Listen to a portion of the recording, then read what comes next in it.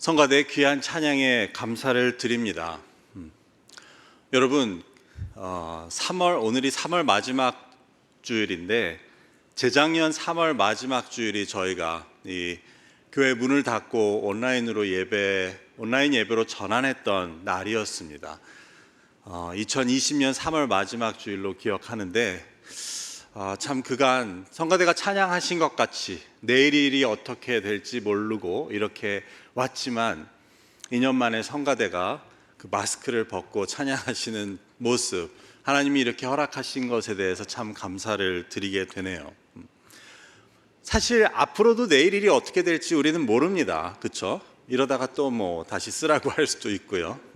하지만 지금까지 그랬듯이 우리가 하나님 붙잡고 천국 가는 그날까지 승리하시는 여러분 되시길 주님의 이름으로 축원합니다. 혹시 여러분들 중에 시험 보는 걸 좋아하는 분 계신가요? 저는 공부가 제일 쉬웠어요. 이런 분들이라면 모를까. 글쎄, 저기 뒤에 앉아 계신 교수님들도 고개를 설레설레 흔드시는 것을 보아 이 중에 그런 분은 안 계신 것 같습니다. 저만 해도 늦은 나이까지 공부하느라 참 머리도 안 돌아가고 봐도 외워지지 않고 돌아서면 잊어버리는 가운데 시험 보느라 고생했던 그러한 경험이 있습니다. 그래서 저는 시험을 볼 때마다 이게 내 인생의 마지막 시험이었으면 하고 그런 생각을 했던 기억이 있습니다. 그런데 학교나 직장에서 보는 시험은 마지막 시험이 혹 있을 수도 있습니다. 하지만 우리 인생의 시험, 그리고 우리의 믿음의 시험은 마지막이 없다는 것에 대해서 어떻게 생각하십니까? 적어도 죽기 전까지는 시험은 끝나지 않는다고 볼 수 있습니다. 그렇다고 한다면 우리에게 필요한 것은 그 시험에 대해서 잘 아는 것이 필요하다고 하겠습니다. 우리가 그것을 피할 수가 없다면 그 시험에 대해서 잘 알아서 그로 인한 피해는 가능한 줄이고 또한 그로 인해 얻게 되는 이득은 가능한 크게 만드는 것이 지혜로운 일이 될 것입니다. 우리가 학교나 직장에서 보는 시험도 잘 준비만 해서 보게 된다면 분명히 그로 인해 우리는 유익을 얻게 됩니다. 준비하는 것이 힘들기는 하지만 그대로 힘써 준비해서 그 시험을 통과하게 되면 학년도 올라가게 되고 또 학위도 취득하게 되는 것 아닙니까? 직장의 시험을 통과하면 승진도 하게 되는 것입니다. 그렇게 볼 때 이런 시험이 주는 유익은 우리의 삶의 시험, 믿음의 시험도 마찬가지라고 할 수 있습니다. 야고보서의 말씀에서도 유혹을 견디고 시험을 이기는 자에게 주께서 그 약속하신 생명의 면류관을 주실 것이라고 말합니다. 어떤 시험이든지 힘들기는 하지만 우리가 잘 준비되어 그 시험을 잘 통과할 수만 있다면 우리는 믿음에 있어서도 한 단계 더 성장한 믿음을 가지게 되고 또 하나님으로부터도 그 믿음을 인정받게 된다는 것을 알게 됩니다. 욥의 경우에도 하나님이 나를 시험하심을 통해 내가 순금같이 되어 나올 것이라고 고백하고 있습니다.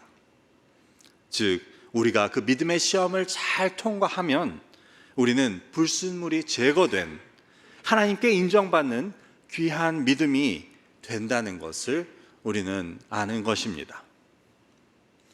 그래서 우리가 직장이나 학교에서 거쳐야 할 시험을 보지 않거나 또 통과하지 못한다고 한다면 과정도 마칠 수 없고 승진도 할 수 없듯이 우리의 믿음에 있어서도 시험이라고 하는 것은 우리가 피할 수 없다는 것을 알게 됩니다. 왜냐하면 우리가 믿음의 시험을 피하거나 통과하지 못하게 된다면 우리의 믿음은 하나님께 인정받지 못하는 것이 되고 만약에 우리의 믿음이 하나님께 인정받지 못한다면 그 믿음은 아무 소용이 없는 믿음이기 때문입니다. 그 덴마크의 신학자이자 철학자인 키에르케고르라는 사람은 untested faith, 즉 시험되지 않은 믿음에 대해서 이야기합니다. 다시 말하면 테스트되지 않은 믿음이라는 이야기입니다. 이것을 쉽게 설명하기 위해 키엘케고르는 자기 어렸을 때 이야기를 해줍니다. 즉 자기가 어렸을 때 아버지와 한번 수영을 하러 갔는데 아버지가 멀리 서 계실 때 자기는 한 발로 땅을 딛고 그러면서도 두 팔로는 열심히 수영을 하는 척 하면서 아빠 나 좀 봐요, 나 좀 봐요 하고 외쳤다는 것입니다. 우리도 그런 경험이 있지 않습니까? 땅 짚고 헤엄치기라고 하나요? 그런데 그는 이런 이야기를 하며 시험되지 않은 믿음은 마치 이것과 같다고 말합니다. 즉 나는 하나님을 믿는다, 나는 믿음이 있다라고 말하지만 실상은 한 발로 땅을 짚고 물에 떠 있는 척을 하는 것이라고 말합니다. 이러한 믿음은 죄의 유혹이 있거나 어려움을 당하게 될 때에는 그 믿음이 자기를 지켜주는 힘이 되지 못합니다. 자기 키보다 높은 물에 들어가게 되면 아무것도 하지 못하게 되고 물에 빠질 수밖에 없다는 것입니다. 예수님께서 말씀하셨던 그 모래 위에 지은 집도 어처럼 시험되지 않은 믿음이라고 할 수 있습니다. 홍수가 나고 바람이 불기 전에는 모른다는 말입니다. 그렇기 때문에 시험되지 않은 믿음은 시험이 필요하다고 볼 수 있습니다. 예전에 한국에서 KS 마크라고 있었던 것을 기억하시죠? 산업표준을 위한 기준, 그 테스트를 통과하게 되면 가지게 되는 그러한 마크입니다. 이처럼 우리의 믿음도 시험되지 않은 믿음은 시험이 필요합니다. 그래서 홍수가 나고 바람이 불어서 혹 무너지게 된다면 그것을 다시 지어야 하기 때문입니다.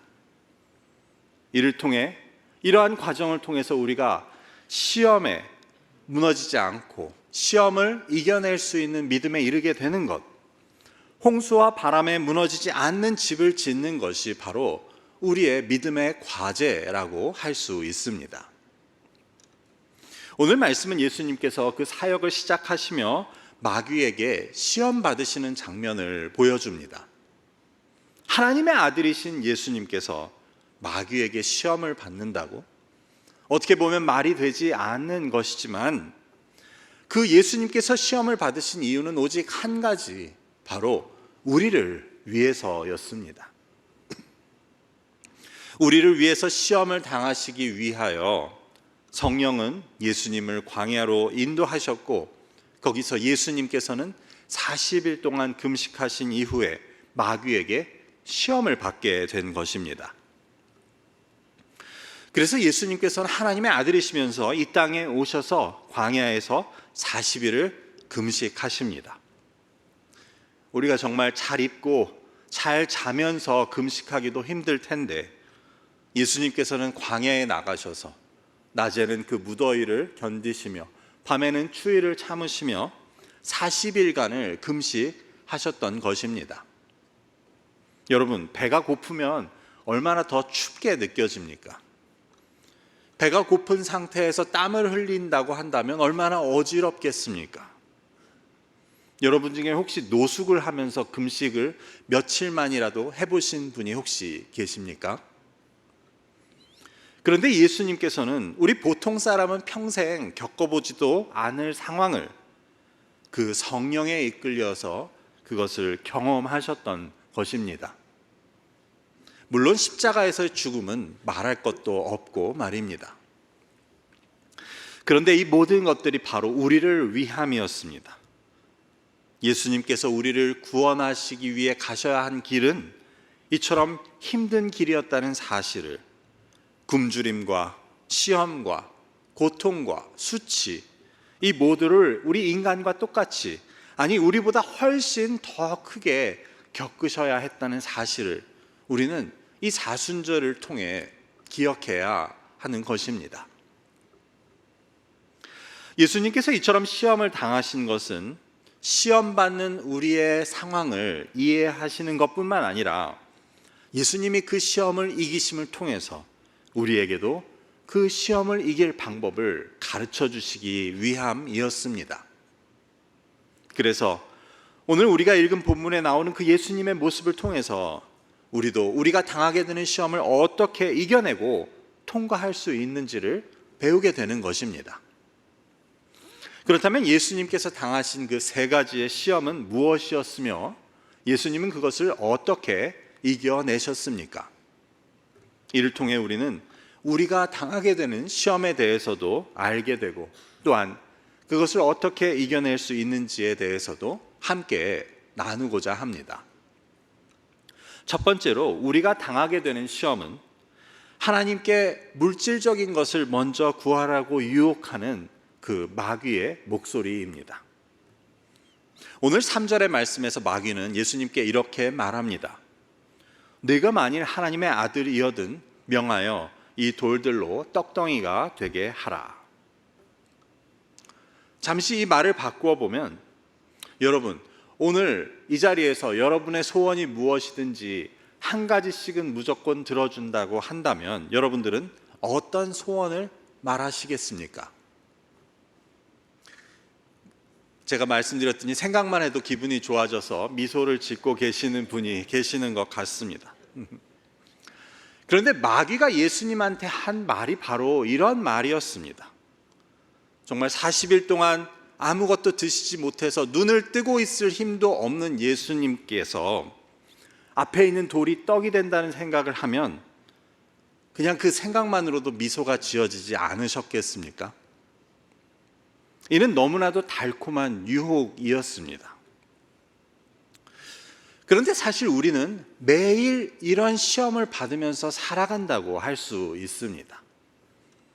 이 마귀의 첫 번째 시험에는 두 가지 요소가 나오는데 그것은 하나님 그리고 떡입니다. 여기서 떡은 우리가 원하는 모든 것을 말합니다. 좋은 것을 먹는 것, 돈을 많이 버는 것, 높은 자리에 오르는 것, 세상적으로 성공하는 것, 우리의 자녀들이 잘 되는 것 등 우리가 이 세상을 살며 원하게 되는 그 모든 것들, 그것이 바로 떡입니다. 그래서 이런 떡을 내가 원하는 그러한 것들을 하나님과 연결시키면 어떻게 됩니까? 전능하신 하나님, 무엇이든지 할 수 있는 하나님, 돌을 가지고도 떡을 만드실 수 있고 근데 나를 사랑하시는 그 하나님께 우리는 그것들을 구하게 되는 것입니다. 그것이 바로 우리가 살면서 마주하게 되는 첫 번째 시험이자 가장 주된 시험이라고 할 수 있습니다. 그렇다면 그것을 구하는 게 왜 잘못입니까? 그것을 구하는 것 자체가 잘못은 아닐 것입니다. 하지만 우리가 계속 그것을 구하고 그것에 집중하다 보면 우리가 우리의 하나님을 떡과 연결시키게 되는 것이 문제입니다. 하나님께서는 그런 것들보다 다른 것들을 먼저 내게 구하라고 그렇게 말씀하셨는데 우리가 그 말씀을 따르지 않고 그저 떡을 구하는 모습이 되기 때문에 그것이 문제인 것입니다. 그런 것들은 이방인들이 구하는 것이라고 하나님을 믿지 않는 사람들이 자기의 신들에게 구하는 것이라고 하셨는데 우리는 그 이방인들이 자신들의 신에게 하는 대로 우리도 우리의 하나님께 하는 모습이 되기 때문입니다. 그래서 마귀는 우리로 하여금 이방인들이 자기 신들에게 구하는 것과 똑같은 모습으로 우리도 하나님께 너의 필요를, 너의 물질을 구하라고 유혹하고 시험하고 있는 것입니다. 그렇다면 우리는 이 시험을 이기기 위해서는 어떻게 해야 합니까? 물질적인 것의 반대는 무엇입니까? 영적인 것 아닙니까?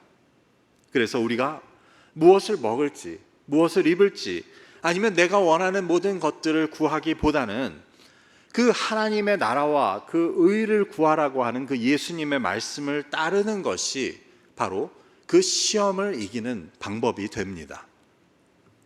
그래서 우리의 기도가 영적인 것을 먼저 구할 수 있게 되어야 합니다. 하나님의 나라와 그 의를 위해서 먼저 기도할 때 우리는 이 첫 번째 시험을 이기는 겁니다.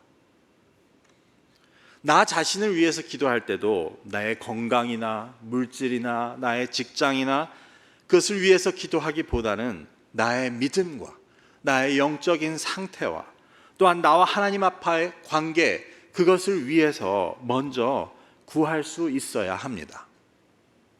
내가 늘 하나님 앞에 겸손한 모습으로 하나님을 의지하는 그 믿음을 갖게 해달라고, 하나님께서 나에게 맡기신 것들을 충성되이 감당할 수 있게 해달라고 하는 그러한 영적인 것, 그리고 하나님의 나라에 대한 것을 먼저 구할 수 있어야 합니다. 그러면 나의 건강이나 물질이나 다른 일들은 하나님께서 필요에 따라 때를 따라 공급해 주신다고 예수님은 말씀하셨던 것입니다. 우리의 자녀를 위해서 기도할 때도 마찬가지입니다. 다른 것들보다 자녀의 믿음을 위해서, 그들의 영적인 건강과 그들의 하나님과의 관계를 위해서 가장 먼저 구할 수 있어야 합니다. 그리고 우리는 무엇보다도 이 하나님의 교회를 위해서 먼저 기도할 수 있어야 합니다. 아브라함은 어디를 가든지 자기의 장막을 짓기보다는 하나님께 먼저 단을 쌓았고, 다윗 또한 하나님의 성전 짓는 것을 사모하여 그것에 대한 열망이 남다른 사람이었습니다. 특별한 신앙의 인물들, 그리고 세상적으로 뛰어난 인물들은 모두 하나님을 최우선으로 하는, 그리고 하나님의 나라를 먼저 구하는 사람들이었습니다. 하나님께서는 이처럼 하나님을 존귀히 여기고 하나님을 최우선으로 하는 자들을 존귀히 여겨주시고 높여주신다는 것을 우리는 많은 믿음의 증인들을 통해서 확인할 수 있는 것입니다. 그렇기 때문에 우리는 영적인 것, 하나님의 나라, 하나님의 뜻과 그 의를 최우선으로 삼을 수 있어야 합니다. 우리가 이것 하나만 기억하고 지킨다고 해도 우리는 우리의 삶에서 당하는 대부분의 시험을 능히 이겨내고 잘 통과할 수 있습니다. 홍수가 나고 바람이 불어도 흔들리지 않을 수 있는 것입니다. 그래서 여러분, 무릎 꿇고 기도하실 때마다 이것을 의식적으로 생각하고 기도해 보십시오. 그래서 기도하다가 시간이 없으면 그냥 하나님의 나라와 의만 구하다가 나를 위한 기도는 하지 못하고 끝나도 좋습니다.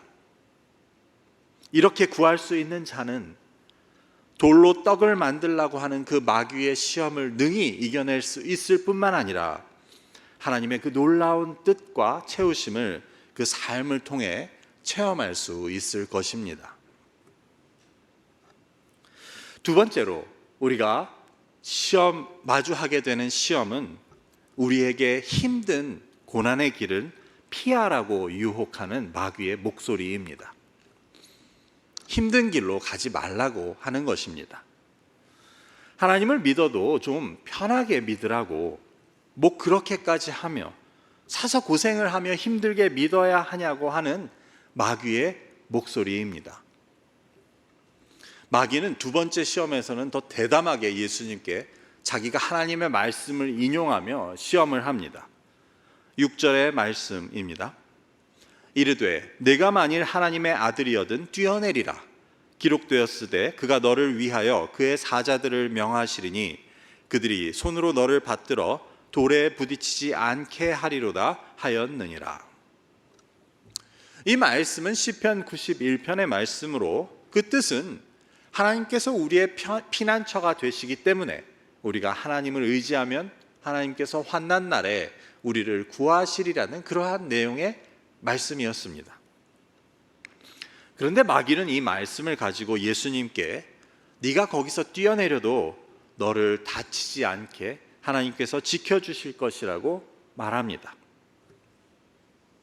여러분, 과연 하나님께서는 예수님을 다치지 않게 지켜주셨습니까? 하나님은 그 아들 예수 그리스도를 다치지 않게 하는 것이 아니라 고난과 죽음을 당하도록 이 땅에 보내신 것이 아니었습니까? 그런 예수님께 하나님이 너를 발끝 하나 다치지 않게 해줄 것이라고 하는 것은 바로 네가 왜 그런 고난을 당해야 하냐고, 내가 하나님의 아들이면 하나님께서 너를 죽음과 고난에 몰아넣지 않는 것이 맞지 않냐고 예수님을 시험하고 있는 목소리였습니다. 결국 예수님께서는 그 모든 유혹과 시험을 이겨내시고 그 십자가에 달리셨지만 그분께서 십자가에 달려있는 그 순간까지도 그 유혹과 시험의 목소리는 계속 들려옵니다. 마태복음 27장 39절과 40절의 말씀입니다. 지나가던 자들은 자기 머리를 흔들며 예수를 모욕하여 이르되 성전을 헐고 사흘에 짓는 자여, 네가 만일 하나님의 아들이여든 자기를 구원하고 십자가에서 내려오라 하며. 이 이야기는 예수님을 광야에서 시험했던 그 마귀의 목소리와 똑같은 이야기였습니다. 네가 하나님의 아들이면 하나님께서 너를 털끝 하나 다치지 않게 하는 것이 맞지 않냐? 너 왜 거기 매달려 있느냐? 어서 내려와라. 어서.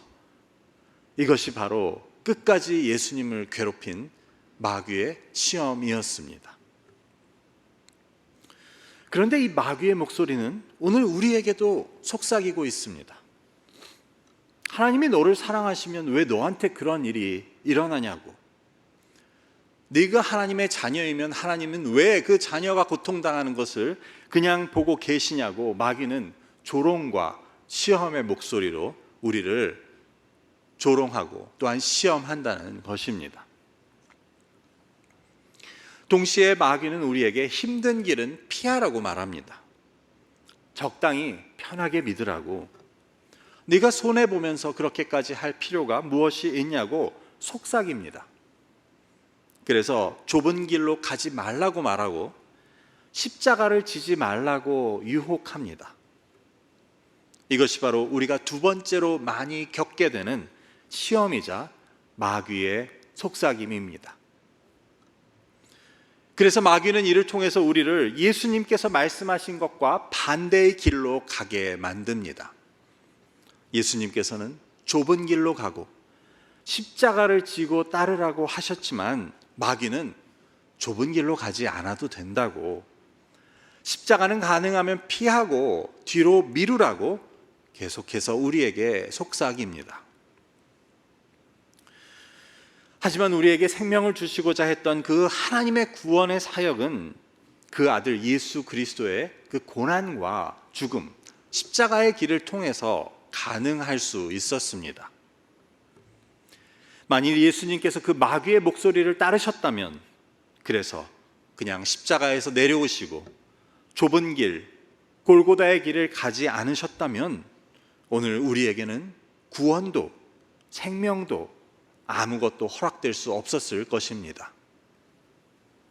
우리가 지난번에 나눈 히브리서의 말씀에서도 하나님께서는 구원의 인도자 되시는 그리스도를 고난을 통해 온전하게 하셨다는 말씀을 함께 나누었습니다. 하나님께서는 그 그리스도의 뒤를 따라 구원에 이르게 될 우리 역시 시험과 고난을 통해 온전하게 하시고자 하는 계획을 가지고 계십니다.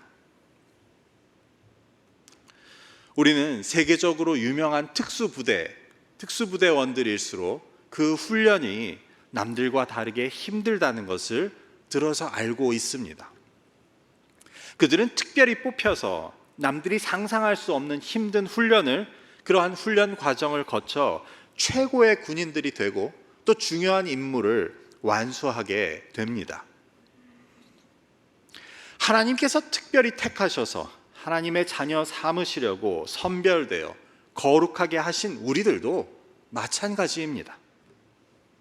우리를 위해 우리 앞에서 앞서가신 그 그리스도를 따라 좁은 길과 십자가의 길, 그 길을 가고 그 과정을 거침을 통해 우리는 이 세상에서 왕같은 제사장이 되고 거룩한 나라요 하나님의 특별한 소유가 될 수 있는 것입니다. 이것은 좁은 길, 십자가의 길, 그 특별한 훈련과 힘든 과정, 연단을 통과하지 않고는 저절로 얻어지는 것은 결코 아닙니다. 내가 특수부대원으로 특별히 선발되고 그 영광을 누리는 것은 원하면서 힘든 훈련은 하지 않겠다고 하는 것이 말이 안 되는 것처럼, 우리가 하나님의 왕 같은 제사장이요 특별한 소유라고 하면서 고난은 피하고 좁은 길은 마다하고 십자가는 지지 않겠다고 하는 것은 말이 안 된다는 것을 우리는 생각해 볼 수 있어야 합니다. 그래서 내가 하나님의 아들이면 왜 그런 힘든 훈련을 해야 하냐고, 그냥 편하게 믿고 남들 사는 대로 비슷하게 살라고 하는 그 마귀의 목소리는 하나님께서 특별히 택하셔서 하나님의 군병들로 선발한 우리를 낙오하게 만들려는 그러한 시험의 목소리라는 것을 우리는 깨달아야 합니다. 힘든 것은 피하고 그냥 내가 하고 싶은 것만 하려고 하는 우리의 그 동물적인 본능을 부추기며 십자가에서 내려오라고, 왜 그 고생이냐고 하는 그 목소리를 우리는 거부하고 이겨낼 수 있어야 합니다. 그러기 위해서는 나를 위해 십자가를 지고 그 좁은 길을 가신 그 주님의 발자취를 따라갈 수 있어야 합니다. 하나님께서 우리를 인도하시고자 하는 그곳에 이르기 위해서는 우리는 유혹의 목소리를 이겨내고 고난과 연단을 그 앞서가신 그리스도를 바라보며 능히 이겨낼 수 있어야 합니다. 마지막으로 우리가 당하게 되는 시험은 세상이 우리에게 주는 약속을 따르라고 하는 그러한 마귀의 목소리입니다. 오늘 말씀에서 마귀는 예수님께 천하 만국과 그 영광을 보여주며 네가 나한테 엎드려 절하면 내가 이 모든 것을 너에게 주리라고 말합니다.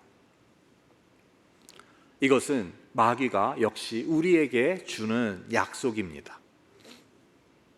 약속은 하나님만 우리에게 하시는 것이 아니고 마귀도 이처럼 우리에게 약속을 하고 있다는 사실입니다. 그래서 우리는 세상이 마귀가 우리에게 약속하는 것과 하나님께서 우리에게 약속하신 것 사이에서 갈등을 하며 살아갈 수밖에 없다는 것이 바로 우리가 이 땅을 가며 계속 겪어야 하는 시험입니다. 세상은, 그리고 마귀는 여러 가지 모습으로 우리에게 약속합니다. 너의 미래를 보장해 주겠다고, 너의 행복을 약속한다고 매일같이 말하고 있습니다. 우리가 미디어를 통해 보게 되는 것은 하나같이 이런 약속들이라고 할 수 있습니다. 우리가 자동차를 광고하는 내용을 보면 그 차가 어떤 기능을 가졌고 그 어떤 점이 좋은지는 잘 알 수 없습니다.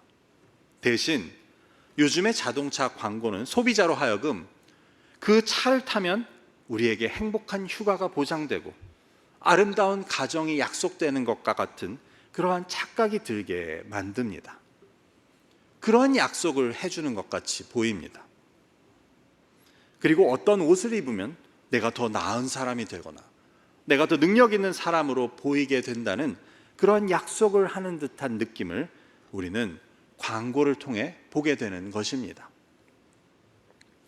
이것은 일례에 불과하지만 마귀가 예수님께 이 모든 것을 너에게 주겠다고 그렇게 약속했던 것과 같이 세상이 우리에게 행복과 만족과 기쁨과 보람을 보장해 줄 수 있는 것처럼 약속하고 있다는 것을 우리는 알게 됩니다. 그래서 우리는 그것을 얻으려고 세상에 엎드려 절하고 마귀의 유혹의 목소리에 따르게 되는 것입니다. 여기서 마귀가 내게 엎드려 절하라고 하는 것은 바로 이것이 우상 숭배라는 것을 보여줍니다.